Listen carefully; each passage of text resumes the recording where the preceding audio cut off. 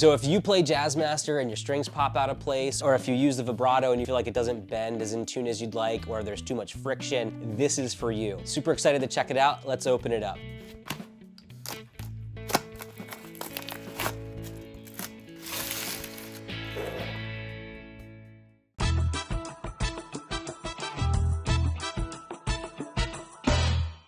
So today is one of those days where it's really fun making YouTube videos. A while ago, a brand, Guyker, reached out to me and asked if I'd be interested in trying something from their website and making a video about it. They have tuners, they have hardware like bridges, really cool stuff. And so I just went on the site and picked out a few things that I thought would be useful to me, both of which I think are actually pretty relevant to a lot of people out there, because this one has to do with the Jazzmaster and the next one has to do with a Les Paul tune-o-matic style bridge. So definitely like, subscribe, and come back for that one if you want to see a super simple way to put a vibrato on a Les Paul that doesn't damage the guitar at all, unlike screwing a Bigsby in or something like that. This time around though, I've been so into my Jazzmasters lately, but I haven't gone through and updated them all to have, say, a Staytrem or a Mastery bridge. And if you're not aware of it, the old early offset bridges for Jaguars and Jazzmasters are notorious for letting the string move up and down because the string grooves in the saddles aren't deep enough. Because of that, I've got this. It's the Guyker Roller Bridge for Jazzmasters, and this one's for 9.5-inch fretboard radiuses. Super excited to check it out. All right, so here it is. As you can see, it's got the brass rollers here, which allow the strings to glide over there with less friction. In comparison to the more retro style bridge, you can see how shallow those string grooves are there.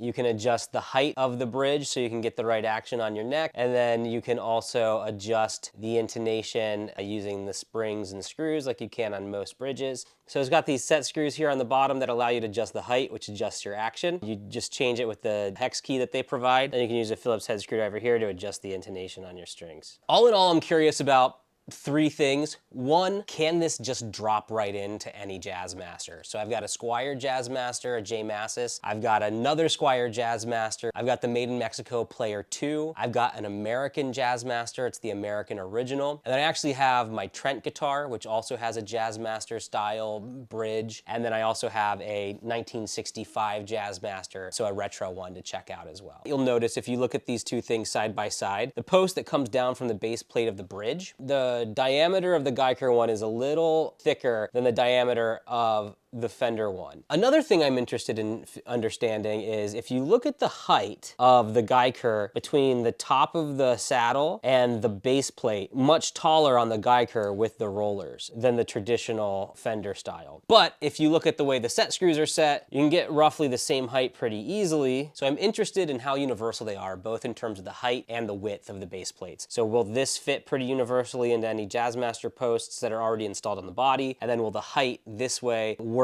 without having to, say, shim the neck or do something else? The next thing is, I'm really interested in how it might affect the tone. I think the variables here are, one, we have brass instead of this chrome plated steel or whatever is on the original style.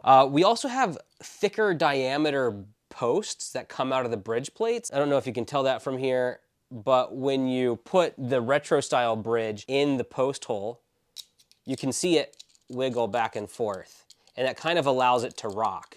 And then also what happens is you have these set screws that come to a point. So what this really creates is a limited amount of contact happening between the bridge and the post hole. You're kind of transferring a lot of that sound down through a single point right through here and down into the guitar body. Whereas if you look at the Guyker version, there's not as much wiggle room. You have more points of contact from the whole post to the entire post hole. And then the set screw isn't pointed here either. So we might be getting into the mythological area of tone woods and electric guitars and how much do things really matter. But if you take the Paul Reed Smith approach where the things that touch strings are God, how this transfers resonance down into the body of the guitar might affect the sustain, it might affect the tone, and I'm really interested to see how much of a shift there might be between using this Guyker bridge and using something more traditional. And the third thing is, how well does it perform with the strings? Do the strings glide over it when you're using vibrato better? Does it hold the string in place better so you can play a little harder, you can dig into your bends a little more? Really excited to see that. So this is the Squier 40th anniversary with the original bridge, just a big E chord to start.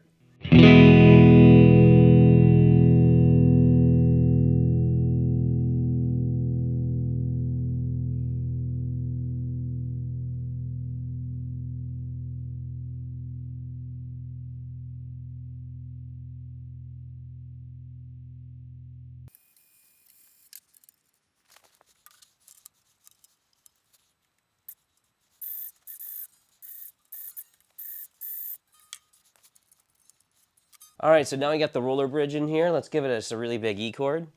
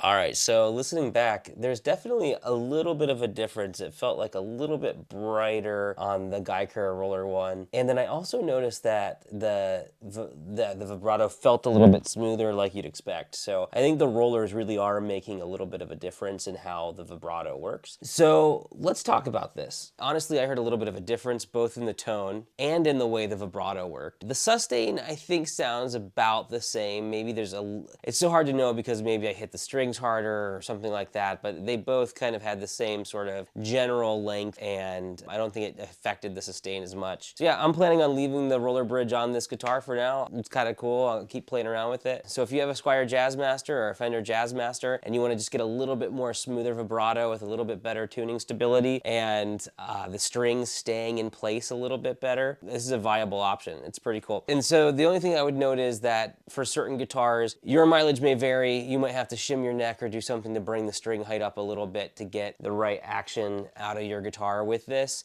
But I think if you have a Squier or a Fender, you're probably pretty safe to be able to drop it in and get the action that you want. So yeah, if you're interested in one of these, you can use the affiliate link below to get yours from Guyker.com, which would be awesome because it helps support my channel. So thank you so much in advance for that. But it also helps support Guyker, who's making this really high quality, well-crafted saddle for Jazzmasters. And I know all of us Jazzmaster lovers out here have our own favorite aftermarket bridges. This is a cool new contender in the market. Really excited about it. Check it out, Guyker.com. This has been Dad Time Jam Time. Like and subscribe. Win that Player 2 Jazzmaster. Can't wait to give it away. Thanks so much for watching. Cheers.